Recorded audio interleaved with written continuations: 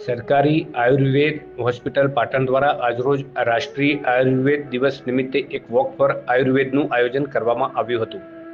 જેમાં સમાજમાં આયુર્વેદ જીવન પદ્ધતિ અને ચિકિત્સા પદ્ધતિ માટે જાગૃતિ આવે તેવા ઉદ્દેશ્યથી આ વોક ફોર આયુર્વેદનું આયોજન કરવામાં આવ્યું હતું. વોક ફોર આયુર્વેદમાં સરકારી આયુર્વેદ હોસ્પિટલ પાટણના સ્ટાફ, યોગમાં આવતા યોગ પ્રેમીઓ, ચિકિત્સા માટે દાખલ થયેલા રોગીઓ તેમજ સમાજમાંથી આવેલ આયુર્વેદિક પ્રેમીઓએ લાભ લીધો હતો. વોક ફોર આયુર્વેદના અંતે વૈદ્ય ભાર્ગવભાઈ ઠક્કર દ્વારા રાષ્ટ્રીય આયુર્વેદ દિવસ અને તેના આ વખતના ધ્યેય વાક્ય Ayurveda for people and planet,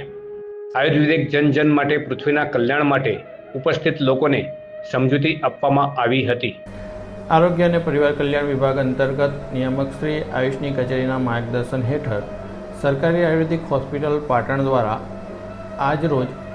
10મા રાષ્ટ્રીય આયુર્વેદ દિવસ નિમિત્તે વોક ફોર આયુર્વેદનું આયોજન કરવામાં આવ્યું હતું, જેમાં હોસ્પિટલના સ્ટાફ તેમજ આયુર્વેદ પ્રેમીઓએ ઉત્સાહપૂર્વક ભાગ લીધો હતો.